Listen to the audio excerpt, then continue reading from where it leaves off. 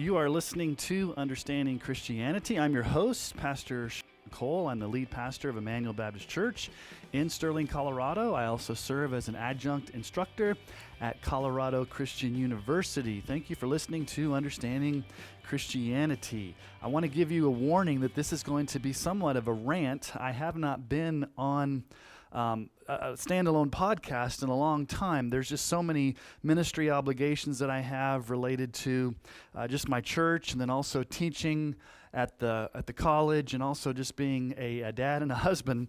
And so as the summertime approaches, it gives me an opportunity to come in and record some things that aren't related to just the Sunday morning sermons or my Wednesday night teachings. And so if you have benefited from Understanding Christianity, please go to iTunes or wherever you listen to this and give us a positive review and rating. The more positive reviews we have, the more that the podcast gets out there. Share this on your social media platforms, Facebook, Twitter, Instagram, places you like to go and get the word out.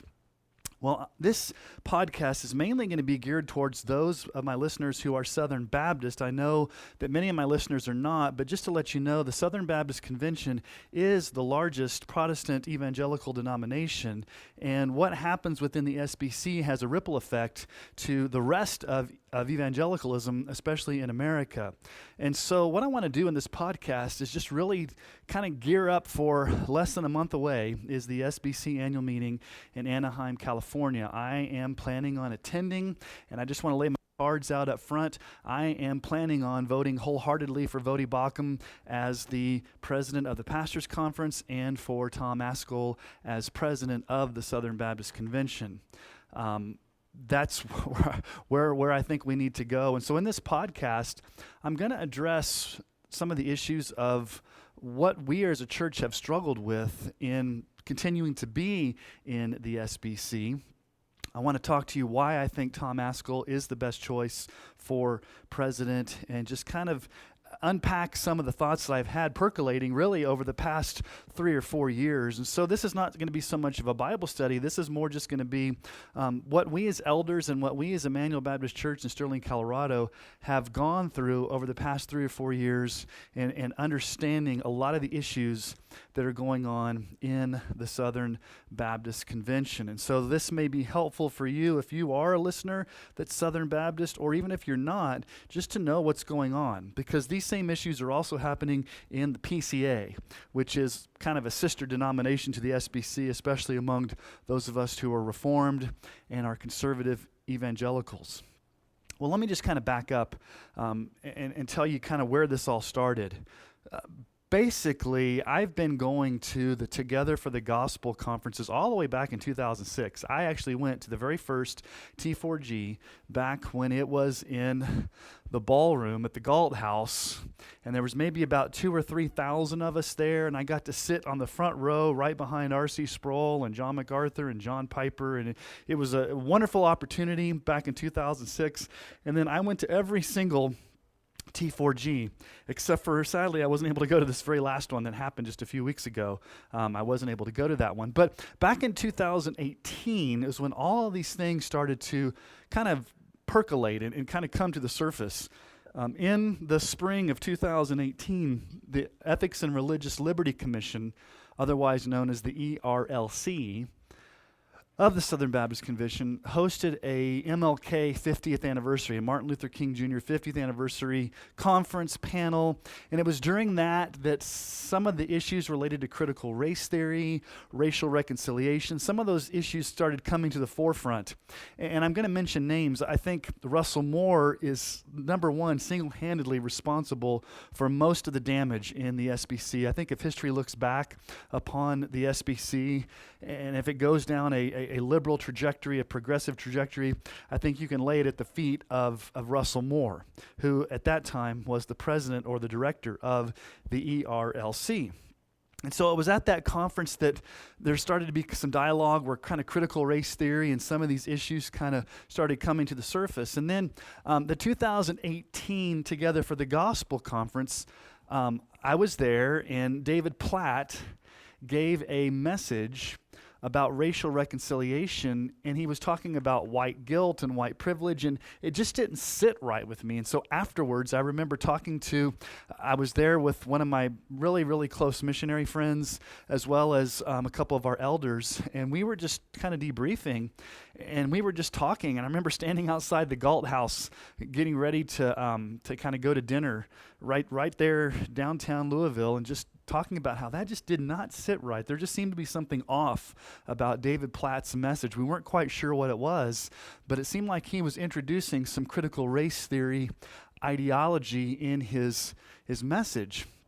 And so over the course of that year, 2018, 2019, is when really it hit ahead.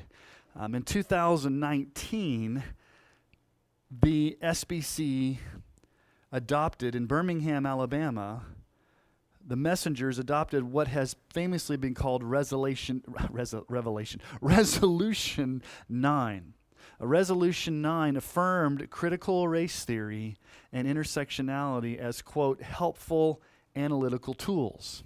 Now, how the resolutions committee did this, number one, they bundled a bunch of resolutions at the very end of the annual meeting where most people kind of check out. A lot of people leave early. A lot of times, you vote on resolutions one by one as opposed to bundling them all together. So I'm not trying to say there was malicious intent, but the way they went about doing it was to kind of cram it through at the end so it would go under the radar. Thankfully, at that time, Tom ASCOL did stand up and say, now, wait a minute, this is an ungodly, critical race theory is an ungodly tool. It's not an analytical tool. It's antithetical to the gospel. It comes from Marxist theology. That this is not, why are we adopting this? And so Curtis Woods, who's African-American, who was the chairman of the resolutions committee, basically made a statement saying, this is not critical race theory. We're not affirming it. We're just saying it's a good analytical tool. So in 2019, most of the messengers at that time didn't really understand what critical race theory, what intersectionality was, but it was adopted by the resolutions committee, brought it forward, and the SBC messengers at the 2019 Birmingham convention passed Resolution 9. Which basically opened the door for critical race theory and intersectionality to be discussed, to be taught, to be bantered about within the denomination. It was kind of like a gateway drug. The Resolution 9 being passed was kind of like, okay, the floodgates were open. Now this can be introduced, not secretly, not behind the scenes, but we can start using this as an analytical tool to give it credence.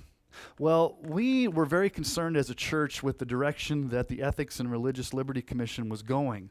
And so in 2019, we as a church voted to not give any money of our cooperative program giving to go to ERLC. So we wrote a letter to our state convention. We if you don't understand how the cooperative program works, churches in the Southern Baptist Convention voluntarily give a portion of their budget money to the cooperative program. Now, that goes through the state convention. And so we are Colorado Baptist. We affiliate with the Colorado Baptist General Convention. So we give our money through the Colorado Convention. The Colorado Convention keeps a large portion of that, and the rest of that is sent on to the executive committee of the Southern Baptist Convention, and it's divvied up among North American Mission Board, International Mission Board, Guidestone, which is the retirement arm of the SBC, all of the 6 seminaries, and then the Ethics and Religious Liberty Commission. So we wrote a letter to our state convention and to the executive committee of the Southern Baptist Convention, basically saying we do not agree with the direction of the ERLC. We do not agree with Russell Moore's leadership.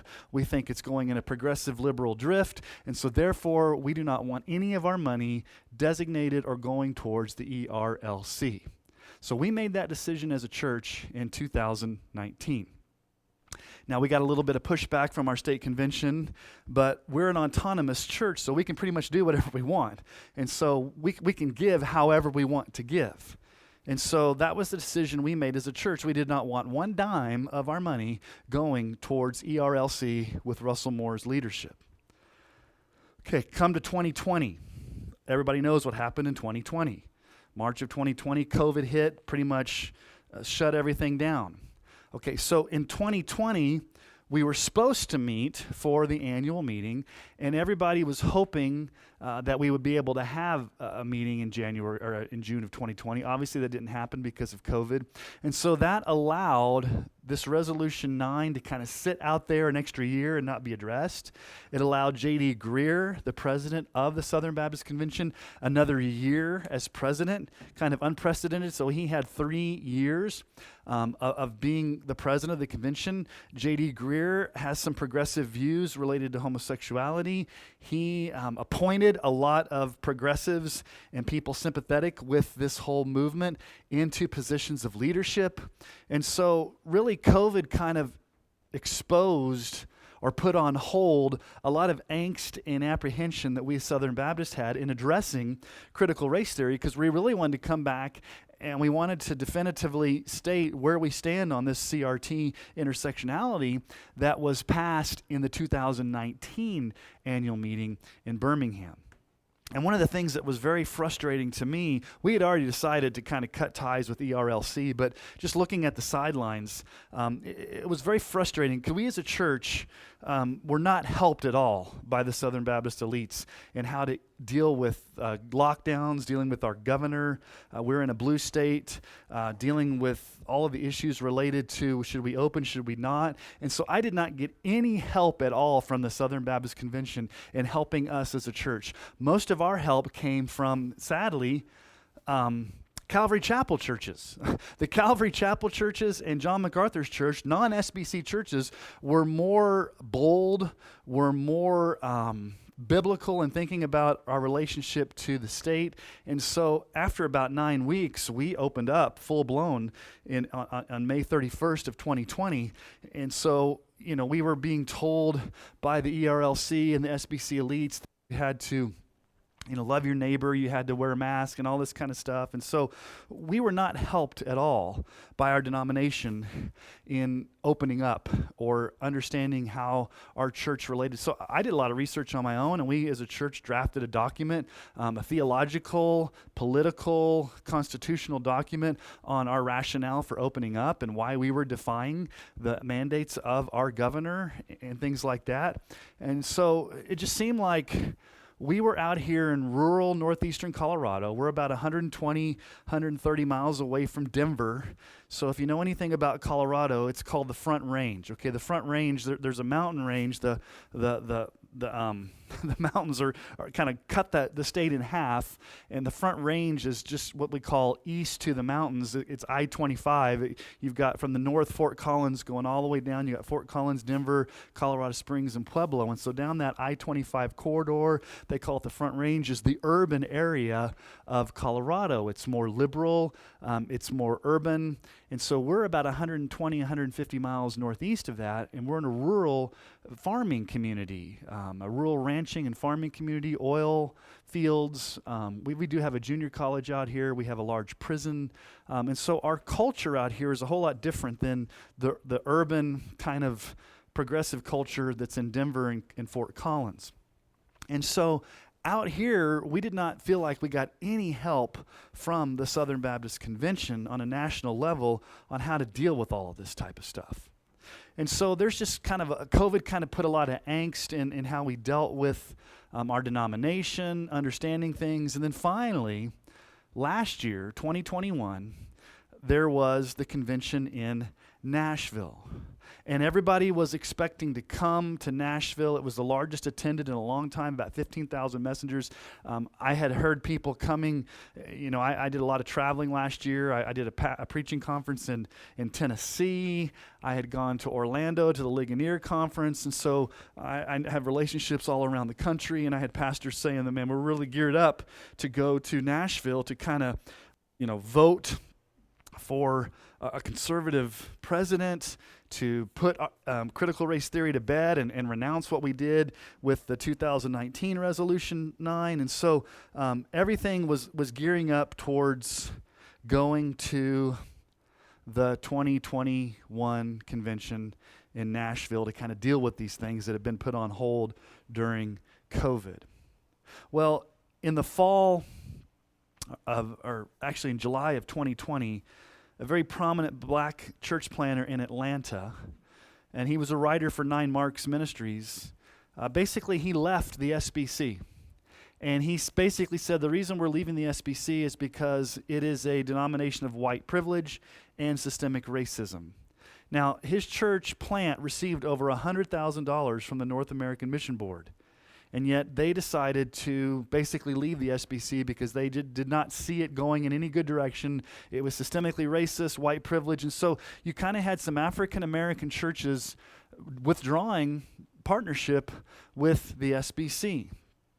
Then in November of 2020, all 6 seminary presidents released a joint statement on the incompatibility of critical race theory with the Baptist Faith and Message 2000. And so the statement declares that they condemn racism in any form. The seminaries agree that, quote, this is what their statement was, affirmation of critical race theory, intersectionality, and any version of critical theory is incompatible with the Baptist Faith and Message. Now, I was very happy about that.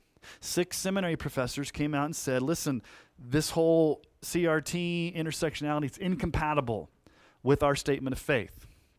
So they went on record as saying that this is not what we're going to teach at our seminaries. It's incompatible. It was a powerful statement. I was thankful for it. Well, in response to that, a couple of high-level black pastors posted an op-ed with their decision to leave the SBC because of that.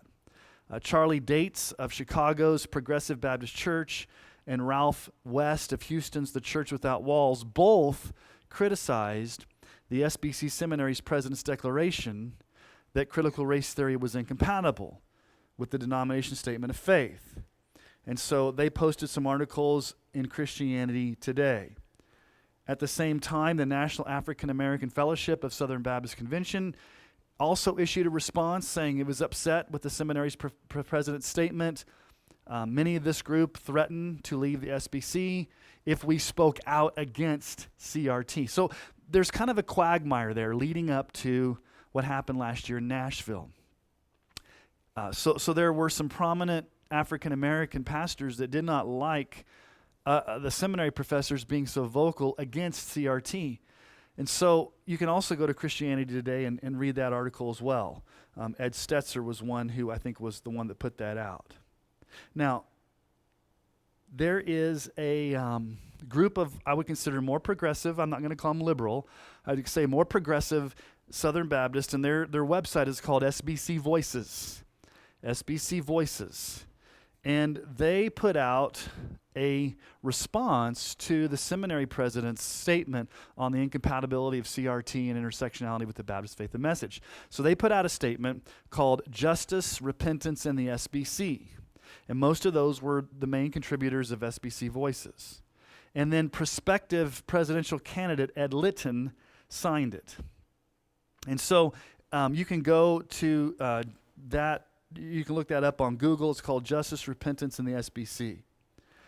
And also it came to mind that I have some friends that are church planners that receive funding from the North American Mission Board that are in the know as far as what's going on at the North American Mission Board. And they were showing me some of the reports. They were showing me some of the videos, some of the training. And the North American Mission Board was including critical race theory in their church planning material. They were kind of, in a sense, being indoctrinated with CRT in church planning as a way to kind of move forward. And so, again, Resolution 9 was the gateway drug that opened up CRT into seminaries, into entities.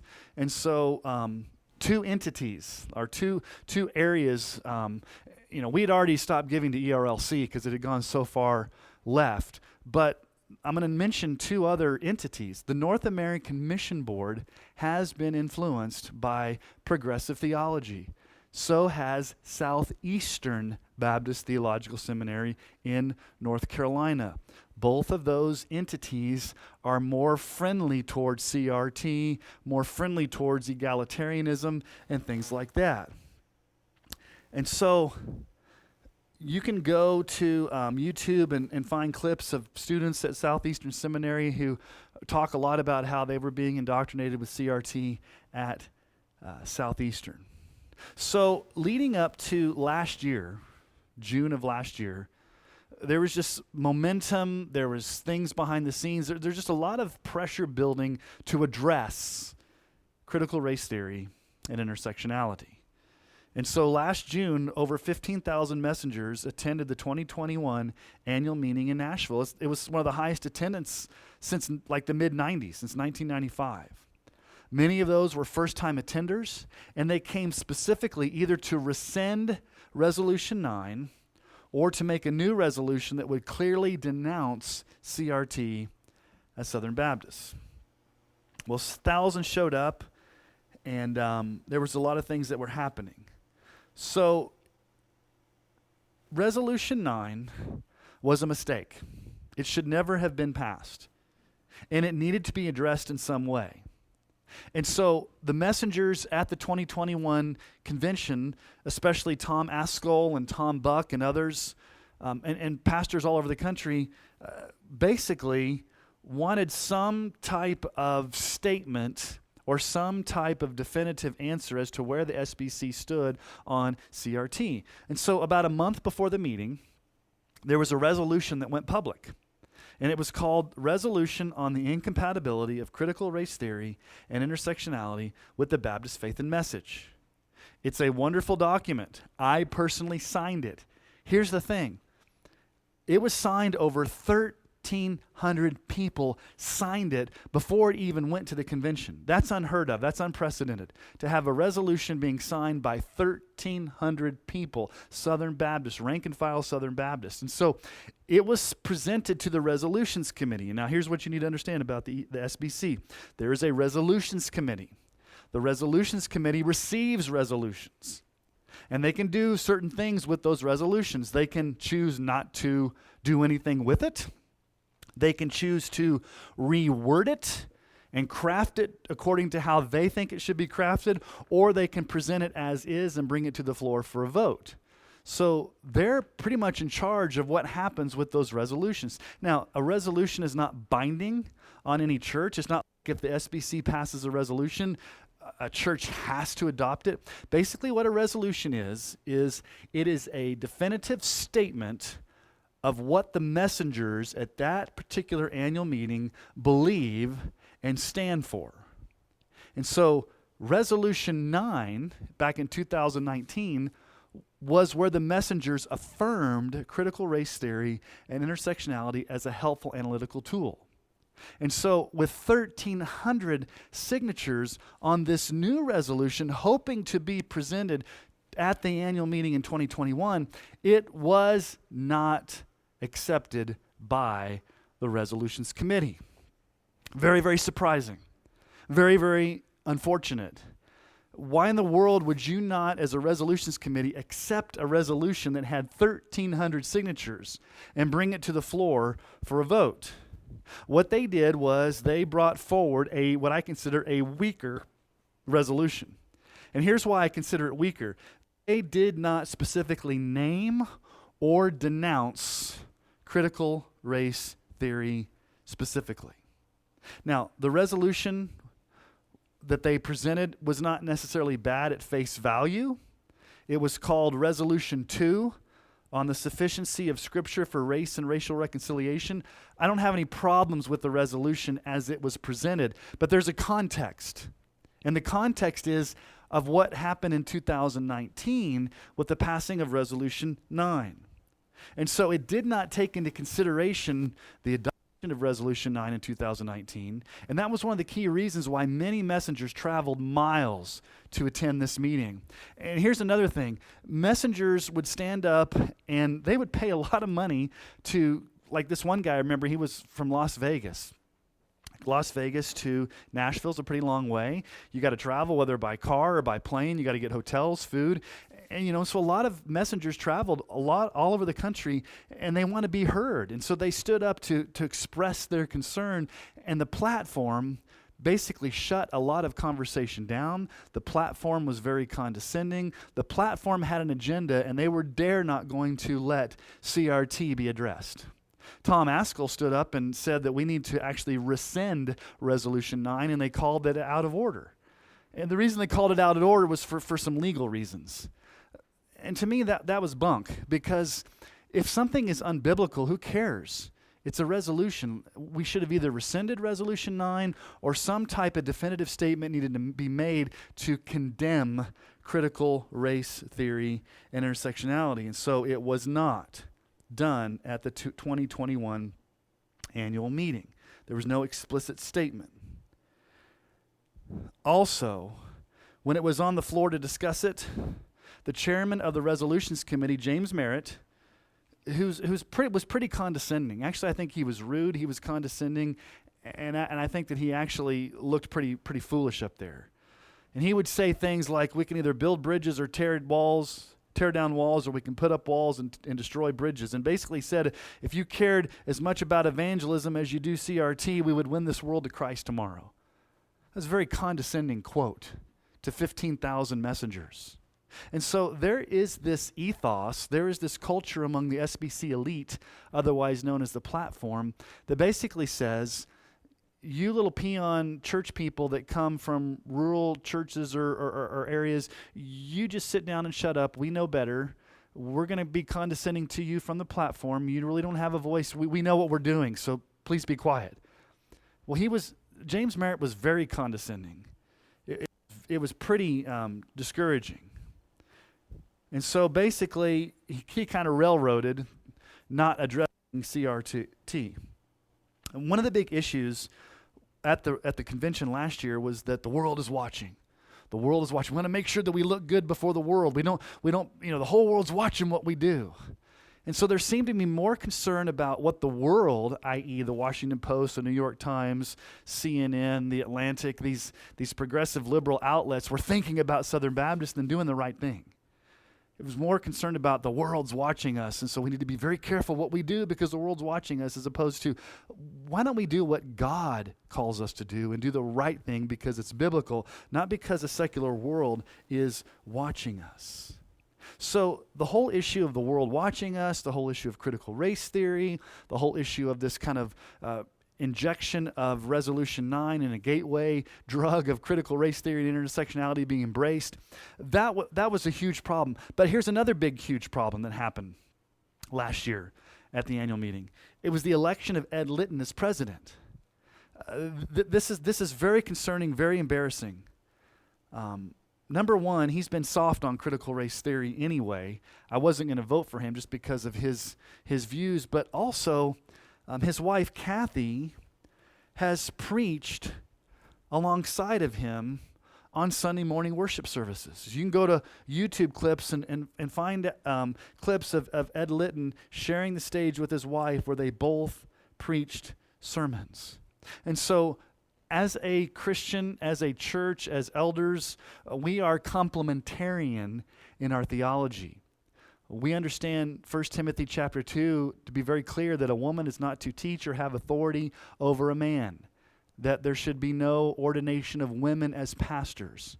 Now here's the big issue in the Southern Baptist Convention. Our Baptist Faith and Message says that the role of a pastor is reserved for men.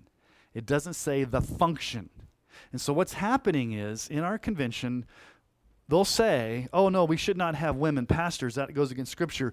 But it's okay for them to preach or function as a pastor as long as they're under the authority of the elders or the authority of their husband. And so you're seeing a lot of churches begin to have women preaching in the pulpit. And so we see that as a clear violation of Scripture. Even at our church, we don't even allow women to teach mixed Sunday school classes between men and women. Only men can teach mixed classes. And so I think that's where most Southern Baptists are, is in the area that we should not have women preaching. And so Ed Litton's wife had already shared the stage with him. And so that was concerning even before he was elected. And so that was a concern.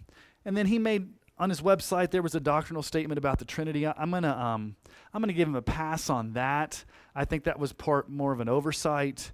I don't think that Ed Litton denies the doctrine of the Trinity. But I would say this: one of the biggest things that I have a problem with Ed Litton is the plagiarism issue. Purposely, patently flagrantly plagiarizing J.D. Greer's sermons, almost word for word, point for point, illustration for illustration. You can go on YouTube and also find those clips side by side of J.D. Greer, the former president of the convention, preaching a sermon on Romans, and then you see Ed Litton preaching the exact same sermon with the exact same wording and the exact same quotes, and not giving any attribution to that. This bothers me very deeply, and here's why. I received my doctorate at the Southern Baptist Theological Seminary, and every seminary in our convention takes very serious plagiarism. I mean, it is a huge issue. Every single source that I cited, I had to have backed up by documentation with the author, the book, the page number, the journal, all that stuff. I mean, I spent months and months, almost years, of doing research, backing up my doctoral dissertation on preaching. And so, and also as a professor at Colorado Christian University, almost every semester we have a plagiarist who will copy and paste from a website, or cut and paste from a website and put it in as if it's his or her own work. And so as one who's gone through academia, as one who's an instructor in academia, this is unacceptable. And he's never really come out and repented for plagiarizing. And so we have an unrepentant plagiarist as the president of the convention, and nobody wants to say anything about it. Nobody wants to call him out. Nobody wants to decry it. Nobody wants to say, hey, you probably should step down. Not one person in leadership of SBC has called for him to step down. And so I went to my elders when this was all happening, and I asked my elders, I said, listen, elders, I have a question for you. If I was plagiarizing every one of my sermons and I was taking it from some other source and it wasn't my own material, what would you guys do? And they said, well, we'd probably rebuke you and possibly fire you unless you repented or we worked through that. So plagiarism of Ed Litton. And here's the problem. Nobody's bothered by it. And as a matter of fact, Southwestern Seminary has platformed him, and they kind of went on damage control to get him out there so that it could kind of be put to bed. But what's even more discouraging is even within that plagiarism, they're plagiarizing soft pedaling of the issue of homosexuality. J.D. Greer said a few years ago that the Bible whispers about sexual sin, and it's a lot louder on sins like pride. The Bible whispers on sexual sin. Well, do you know where he got that? He got that from a female pastor at the Village Church, Matt Chandler's church, who said the Bible whispers. And so Ed Litton copied that. And so you're starting to have leaders at the top of the SBC basically saying the Bible whispers about sexual sin. We don't want to be real vocal about sexual sin because after all, the world is watching, and we don't want to be offensive because obviously this whole transgender issue, homosexuality, all these issues are big in our culture. And if we are really vocal and we really come on strong about transgender issues and homosexuality, then we're not going to be winsome and we're not going to be received by the world. So the Bible whispers.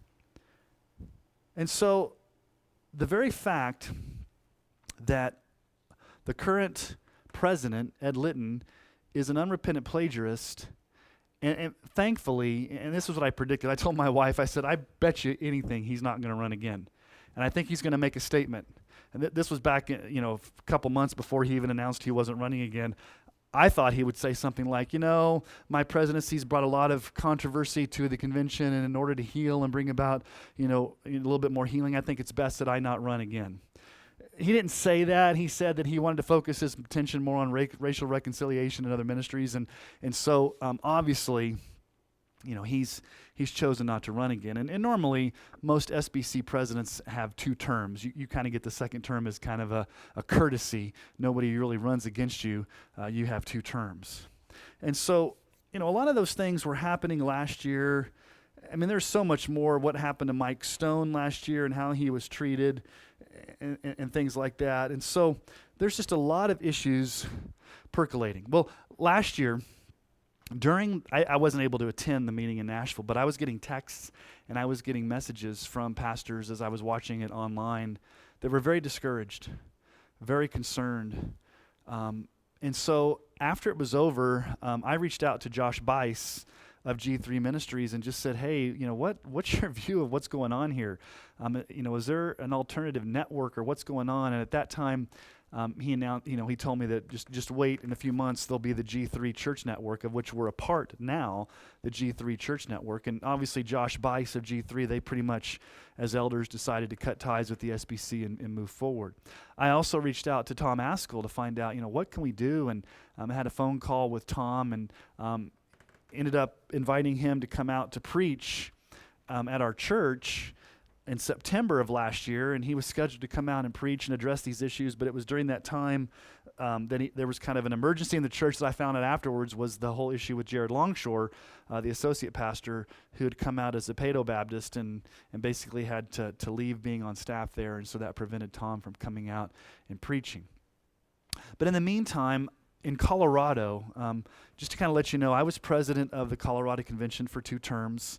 I've been on the executive board. I've been in the state a long time. I know a lot of people, have a lot of connections. I've kind of considered one of the key leaders in our state. I had a bunch of pastors contacting me and saying, what we're about ready to walk out. We're about ready to leave the SBC. What can we do? And so in August of last year, I basically had a meeting. Some people were able to attend in person. We had it Zoom, probably about 16 to 17 concerned pastors all around the state. Were concerned with the direction of the convention. Was it going liberal? Was it embracing CRT? Was it going woke? All these different things. What's Colorado Convention doing? Where are we at? And so we just kind of discussed this, and so we were concerned about what was going on at the national level. So we said, we really need to find out what's going on at the state level, because we had heard rumors that there were some churches that were having women preach, and so there was a big church in Boulder who was getting funding from the North American Mission Board, whose wife spent half the time preaching on Sunday mornings, and thankfully that was addressed. And that church was defunded by the North American Mission Board. My question is, why in the world did anybody not know this? Were people okay with this?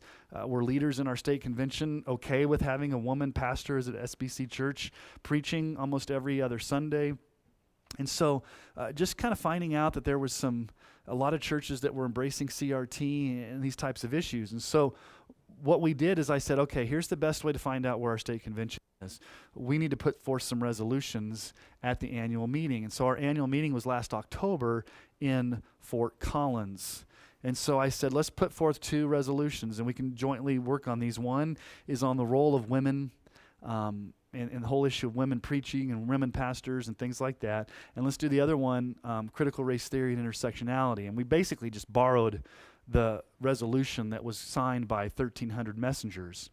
And so we presented those to the resolutions committee. Well, immediately I got pushback. Immediately I got called by pastors saying, why are you being divisive?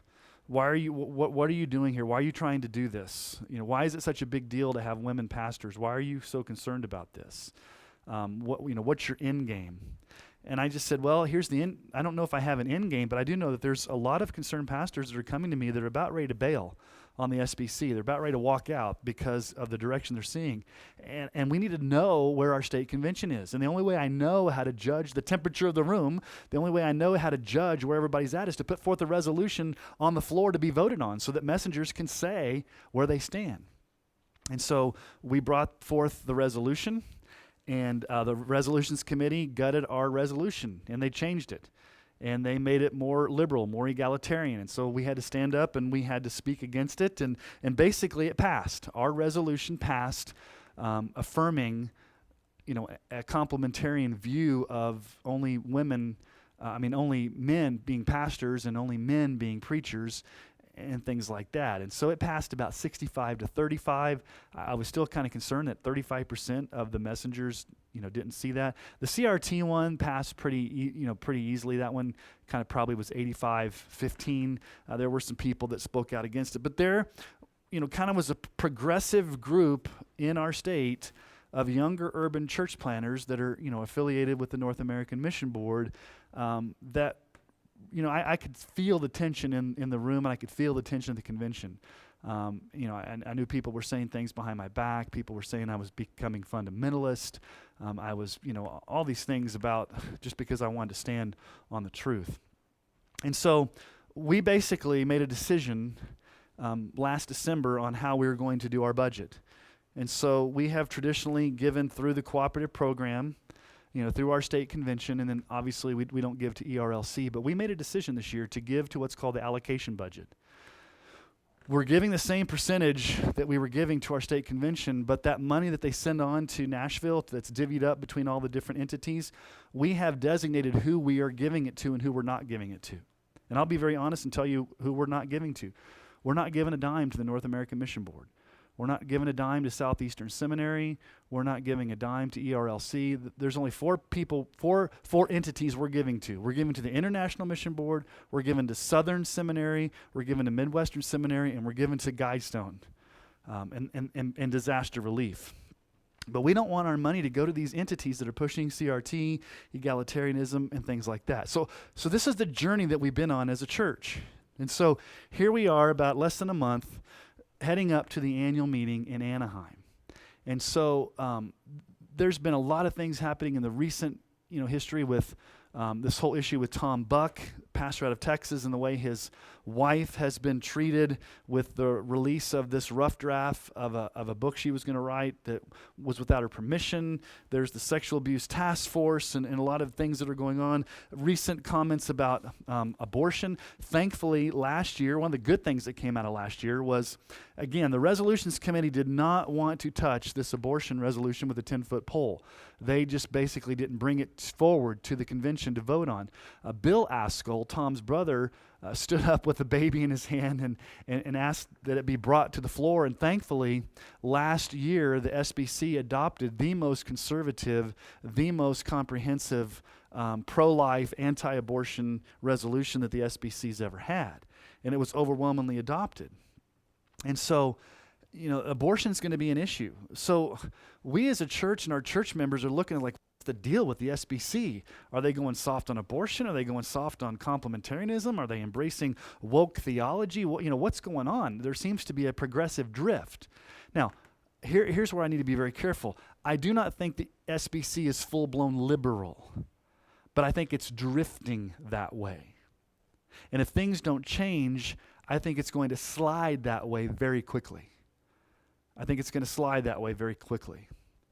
And so I think it's very important that things get changed at the annual meeting in Anaheim. And so Tom ASCOL is running for president of the Southern Baptist Convention. I am putting my full support behind him. I, as a messenger from our church, am going to wholeheartedly vote for him.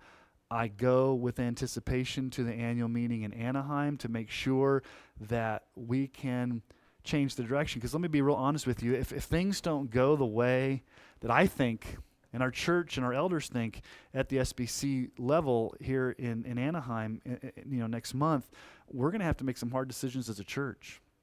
I don't know if we're ready to pull the plug yet, the way Josh Bice has at G3 in his church in Georgia. I think the SBC is worth fighting for. The question is, do you want to be in for the fight? And so I would ask you, if you are a Southern Baptist and you're a listener, if at all you can make it to the annual meeting. I know it's in Anaheim, of all places, expensive Anaheim, right next to Disneyland.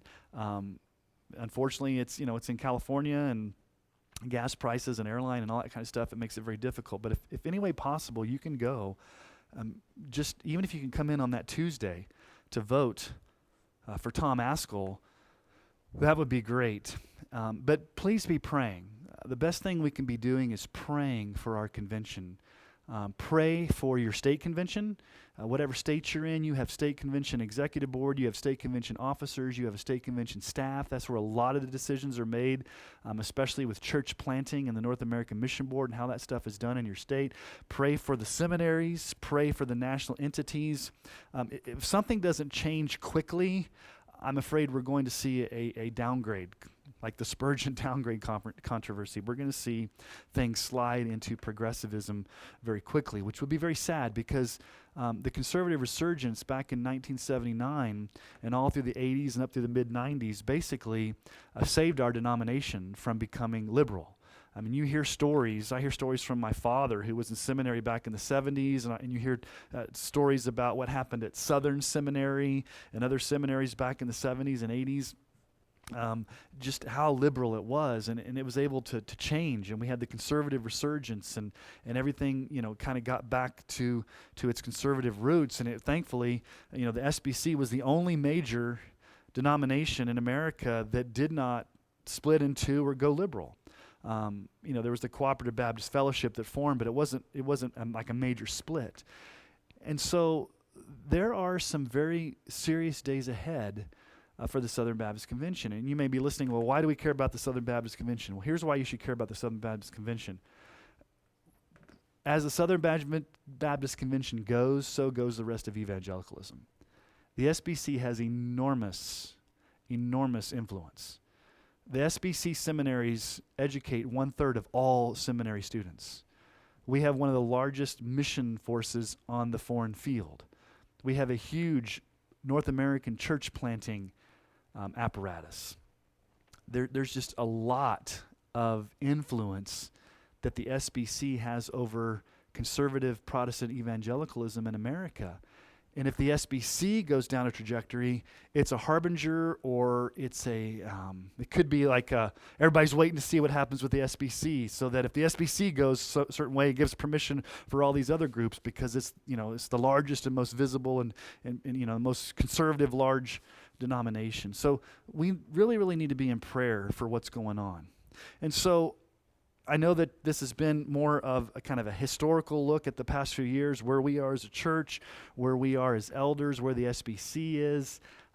These are just some things that you, as a concerned layperson or pastor listening to this, really need to know about. And so I covered your prayers for the Southern Baptist Convention. I covered your prayers for Tom ASCOL and Vodi Bauckham. We as a church have been praying specifically for these men. They're getting attacked, especially Tom ASCOL. He's taking a strong stand, especially on abortion, on complementarianism, on CRT, and Tom's been consistent. I've been following Tom all the way back since the late 90s when I first became a Calvinist. I reached out to Tom back then to get help in understanding the doctrines of grace back when I was a youth pastor. And so I've known Tom and Founders Ministries for over 20 years now, and Tom has been consistent. He's never changed or fluctuated. He's been teaching what he's been teaching all along, and so he's a man of conviction. He's a man of courage. He's a man of integrity. He is a pastor of a local church that's not real large. He's not a megachurch pastor. He's not part of the SBC elite apparatus, and I think that's why people are threatened by him. He can't be bought. He can't be influenced. He's not part of the club. He's an outsider, a vocal, strong outsider, but I think he's the man that we need to lead us into these difficult times ahead. So pray for Tom ASCOL, pray for the SBC, pray for your own church and your participation. If you find this helpful, you may not know of any of the stuff that's been going on, and this may be the first time you've heard of these things, but it's very, very important to be praying for any conservative, evangelical, Protestant denomination or group in America that is holding to the truth. And so I'm thankful for all of the brothers and sisters in Christ we have here, especially in North America, that are holding fast to the truths of Scripture, standing strong in the midst of a godless secular culture. Pray for your pastor to stand strong. Pray for your elders, your leaders to stand strong. More than ever, we need men of courage to stand in pulpits and to lead churches to be faithful to God's Word. Well, until next time, keep your eyes fixed on Jesus.